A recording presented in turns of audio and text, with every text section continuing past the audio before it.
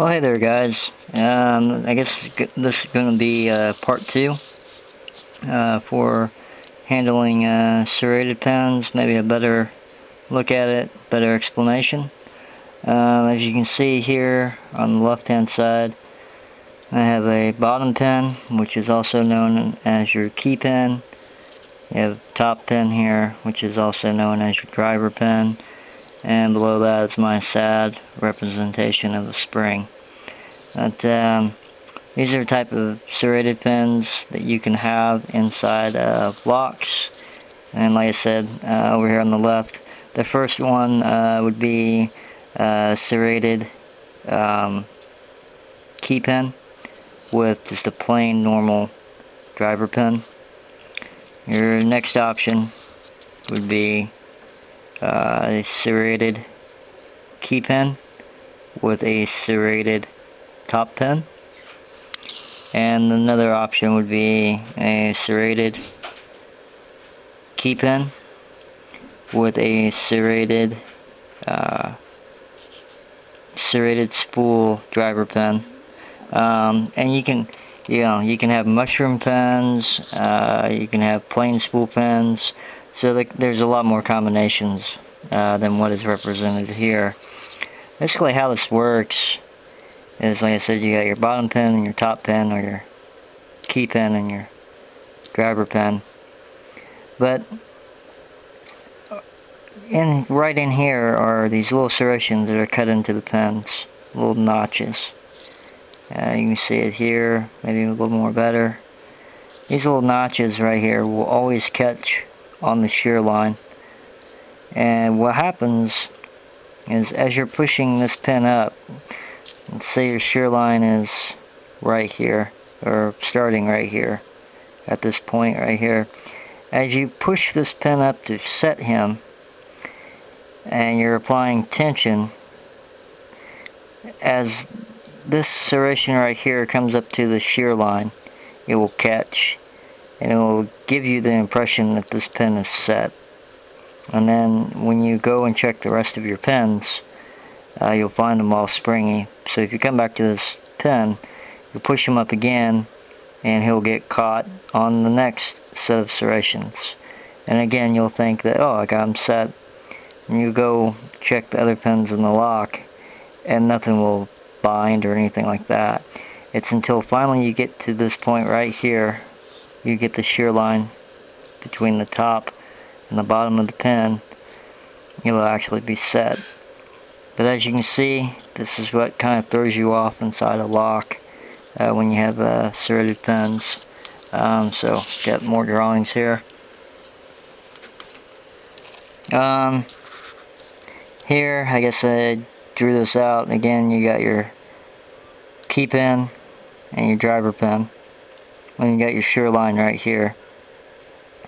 And if I was actually picking this lock, I would push him up, and I would hear one click, and the shear line would catch right there.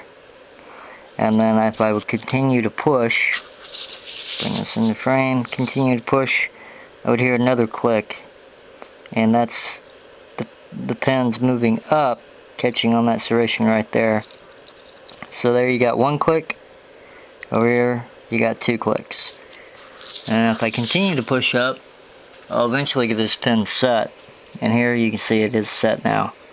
With 3 clicks, it is set there at the shear line. Here's, I guess, the drawing that I did. With the shear line being right here, the straight line going across. As you can see, you know, why it can be difficult to pick locks that have serrated pins in them.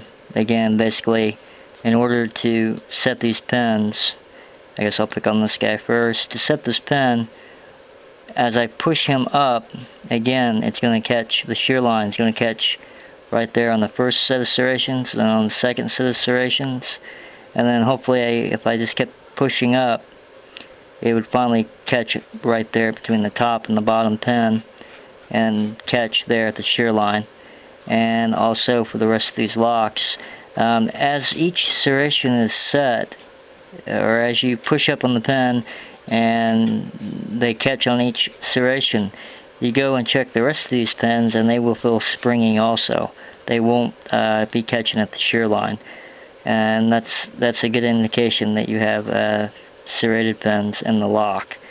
Until you get this pin pushed all the way up to the shear line, or get the shear line between the top and bottom pin, these other pins will not set. I guess here's another look at it. Get another drawing here. And this one is with spool pins, and got some spool pins here. I got a normal spool pin. These would be considered spool pins, kind of like hybrids. You got a spool pin and serrations cut into those, and these are just standard top pins with serrations. And this is kind of what it looks like inside the lock. As you can see, here's the shear line going across that line right there. Here you'd get 3 clicks. Here you get 2 clicks to set this pin. Here you may get 1 click. This one you may actually just be setting him at the shear line with a real light touch. You don't have to push him up very far. Here we are, I got one spool, looks like getting ready to give a false set. And here would be another one getting ready to give a false set. But this is what it looks like inside the lock. And here you got a plain bottom pin, plain bottom pin, and plain bottom pin. You can have any number of combinations of these. You could just have one serrated bottom pin and the rest be plain. I did not draw any mushroom pins, but you can also have mushroom pins and serrated pins mixed in with that also. And I guess here is a look at the same pin combination with all the pins set at the shear line. So I hope maybe this explains it a little bit better for people that are new to lockpicking what's going on. As you can see, like I said, all the pins have been set to the shear line. So you've pushed these pins up past all these serrations. And I guess one way to, another way to tell, or another way around serrated pins, is you can count the number of clicks. Normally, if you're dealing with a lock that's got serrated pins in it, it's normally 2 clicks and then you'll be at the shear line. Normally, not always, but a lot of times. That's a, like you might use that as a general rule. But with everything else, general rules tend to go out the window when you actually try to apply them. But there's a look at it. So that's all I got. So I hope this, I guess maybe I can go back to this one drawing. If I didn't explain it better, I can explain it a little bit better. I guess the names of these pins, of course you have the bottom pins with serrations. This would just be a plain Jane top pin or driver pin. This would be a driver pin, a serrated driver pin. And this would be a hybrid spool combination serrated pin. And I did not draw a mushroom pin out, but oh well. But that's what they look like. And you can see how this kind of looks like a normal spool, except it's got serrations cut into the bottom of it. But those are the names. This would just be a plain driver pin. This would be a serrated driver pin. This would be a hybrid driver pin, serrated / spool. And these would just be serrated key pins.